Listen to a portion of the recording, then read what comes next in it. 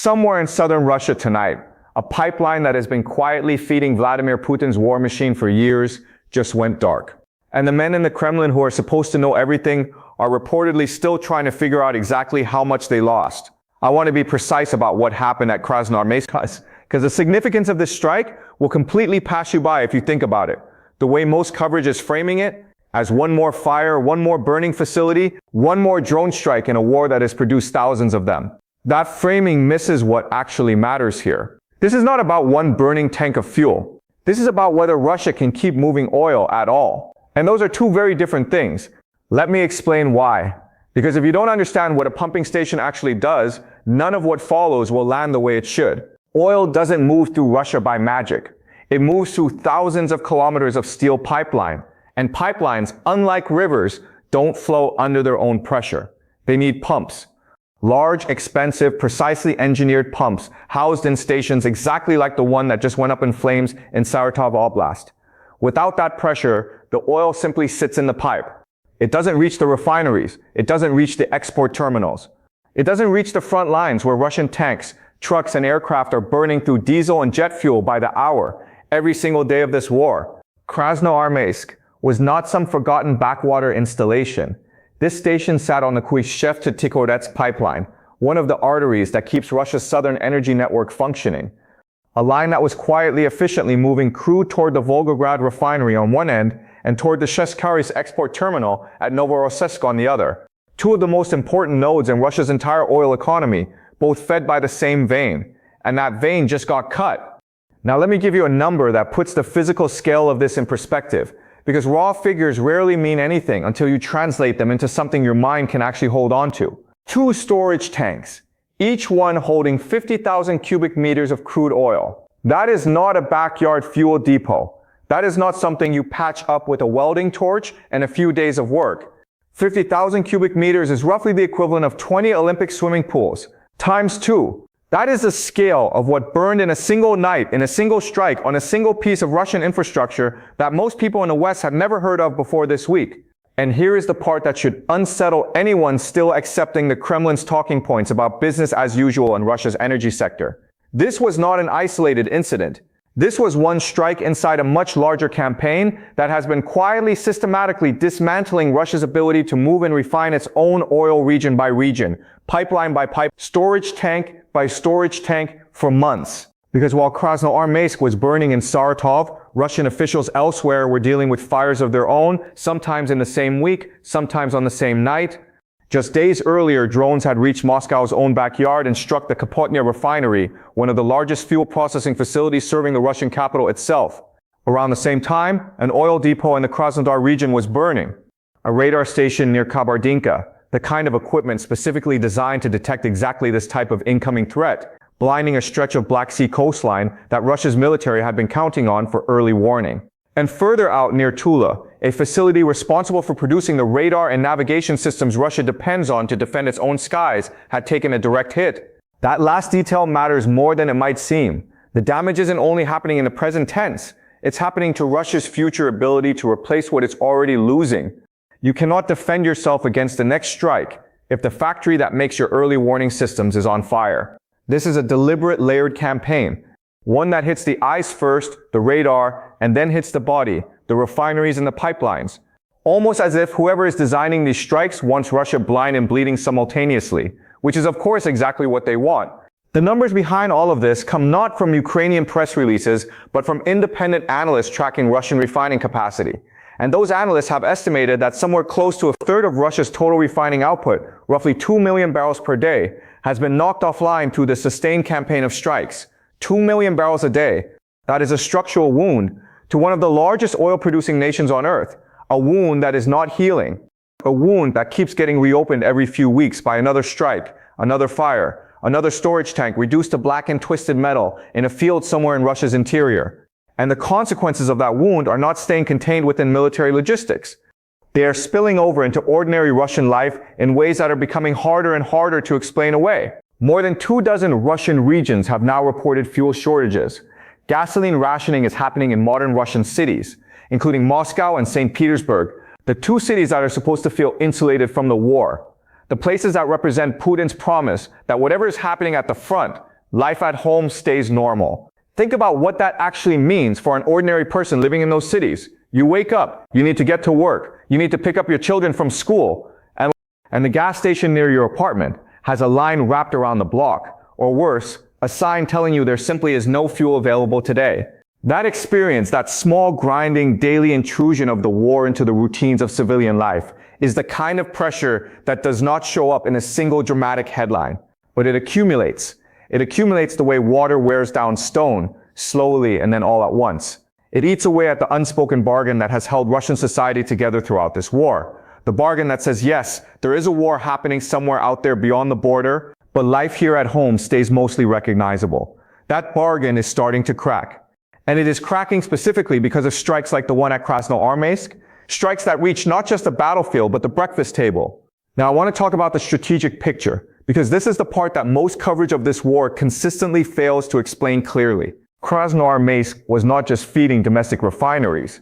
It was also a critical artery toward Novorossiysk, toward the Tikhoretsk export terminal, one of Russia's primary outlets for loading oil onto tankers and getting it out into the world market. And we already know how important that export route has become to the Kremlin personally, because Russia has been running what is commonly called a shadow fleet, a collection of aging, barely insured tankers operating under flags of convenience, specifically to dodge Western sanctions and keep oil revenue flowing into the war chest. Every barrel that does not make it to that terminal is a barrel that does not get loaded onto a tanker, does not get sold on the gray market, does not get converted into rubles that pay for the missiles and Shahed drones being launched at Ukrainian cities on a near weekly basis. People tend to think about these strikes in purely military terms. Tanks, soldiers, missiles. But war is paid for. Every artillery shell, every drone swarm, every soldier's monthly salary traces back to revenue. And right now, a meaningful slice of that revenue pipeline, quite literally, is on fire in a field in Saratov Oblast. The timing of this strike deserves attention too, because timing in this war has never been accidental. This hit landed during a period when Russia has been working hard to project stability and resilience to the outside world. Just weeks earlier, St. Petersburg hosted its annual International Economic Forum, the event Putin uses every year to tell global business leaders that Russia is open, unshaken by sanctions, too large and too deep to be seriously threatened by anything the West can throw at it. And what happened during that very forum? Drones reached the city. An oil terminal near St. Petersburg caught fire. A warship sitting in dry dock at the Kronstadt naval base, a corvette that had reportedly been used to help escort the shadow fleet of oil tankers, was struck and left burning. So while Putin stood on a stage telling investors that Russia's economy was strong enough to withstand anything, smoke was rising less than an hour's drive from where he was speaking. That is not a minor irony. That is a direct, almost theatrical contradiction of the story Russia is trying to sell to the world, playing out in real time on Russian soil. In front of the precise audience Putin most needed to convince that everything was fine. I want you to think for a moment about what it must feel like inside the Kremlin right now. Because for years, really since the very beginning of this war, the entire premise of Putin's strategic posture has rested on a single assumption, that Russia is simply too large, too deep, too well defended for Ukraine to meaningfully threaten anything beyond the immediate front lines. Moscow is supposed to be untouchable. St. Petersburg is supposed to be untouchable. The deep interior, places like Saratov, like Tula, like Rybinsk, these were supposed to be safe zones. Places where the war was something you watched on state television, not something that showed up in your neighborhood, not something that affected your morning commute. That illusion has been shattering piece by piece for months. And Krasnoarmeysk is the latest crack in a foundation that is beginning to look structurally unreliable. There is also something worth sitting with in the symbolism of all this, beyond the military calculus. Russia has spent the better part of 2 decades using energy as a geopolitical weapon, threatening to cut off European heating in the middle of winter, using pipeline politics to pressure neighboring states into submission, holding up the sheer scale of its energy reserves as proof of its untouchable power on the world stage. And now that same energy infrastructure, the very thing Putin built his global leverage on, is a thing being systematically picked apart station by station by drones built on a fraction of Russia's defense budget, operated by a country that Putin once publicly dismissed as too small and too weak to survive more than a few weeks of conflict. The hunter becoming the hunted. The energy superpower rationing its own gasoline in its own capital. The country that spent decades weaponizing pipelines, watching its own pipelines become the battlefield. There is something almost poetic about that. If poetry can exist inside something this brutal and this costly in human terms, but I want to be honest with you, because honesty is more useful to you than comfort. Russia is a vast country with enormous reserves of manpower, raw materials, and a kind of institutional stubbornness that has carried it through disasters that would have broken other nations. State media will describe the strike as a minor incident, a contained fire, nothing that threatens the broader war effort.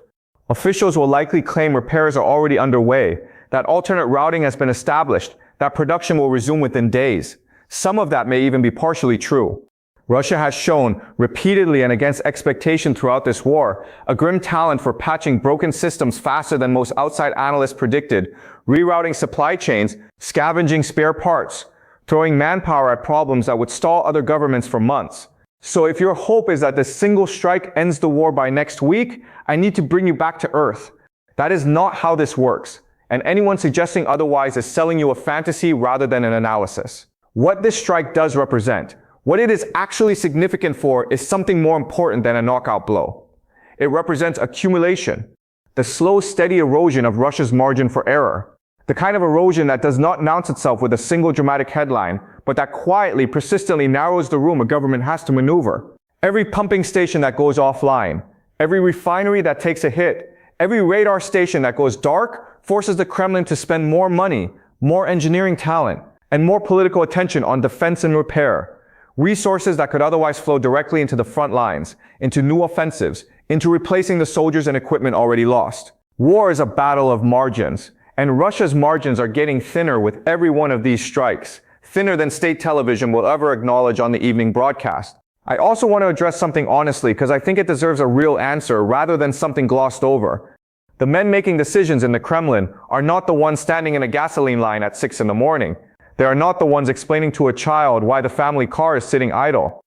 They are not the ones watching local hospitals struggle to keep ambulances fueled for emergency calls. The burden of this war, as with almost every war in human history, falls hardest on the people who had the least say in starting it. People who in many cases never wanted any of this and have no real mechanism for changing it. That does not make Krasnoarmeysk the wrong target. By any reasonable military standard, it is a legitimate one, a facility feeding fuel directly into a war machine that is actively striking Ukrainian apartment buildings, hospitals, and power stations. But it does mean we should hold two truths at the same time, without flinching from either one. This strike is a strategically significant blow against something that needs to be stopped. And it is also one more brick in a wall of hardship being built around millions of ordinary people who never asked for any of this. Both of those things are true simultaneously. The discomfort of holding them together is the honest price of understanding this war clearly. So where does this leave us tonight? With the smoke still rising over Saratov Oblast, and the fire crews working through the night, and the officials drafting statements designed to make all of this sound smaller than it actually is? It leaves us with a Russia that is by almost every measurable metric weaker in its energy infrastructure today than it was a month ago, and weaker a month ago than it was at the start of this year. A trend line that should worry anyone in Moscow paying close attention to it. It leaves us with a Kremlin that has to divide its attention defending its own interior while simultaneously trying to maintain pressure on the front lines in Ukraine. A divided focus that no military planner in history has ever considered an advantage. And it leaves us watching a war that increasingly looks less like a clash of armies on a defined front and more like a slow grinding contest of endurance, fought not only with tanks and artillery, but with drones, pipelines, refineries, and the patience of two exhausted populations watching to see who breaks first, who runs out of fuel, who runs out of money, who runs out of the quiet willingness of their own people to keep absorbing the cost. Wars are won and lost in headlines, yes. But they are also won and lost in places nobody ever sees on the evening news. In pumping stations sitting in fields in the Russian interior. In storage tanks holding 50,000 cubic meters of crude that nobody thinks about until they are on fire and lighting up the night sky for kilometers in every direction. Krasnoarmeysk is one of those places. It will not make the front page of most Western newspapers tomorrow. It will likely be forgotten within a week by most people who saw the headline. But if you have stayed with me all the way to this sentence, you understand exactly why it matters. Not because of what burned last night in Saratov Oblast, but because of what it is part of. A pattern forming across hundreds of strikes, across months of patient, precise targeting of the infrastructure that actually pays for this war and keeps it running. And patterns, if you are paying attention, tell you where things are going long before they arrive.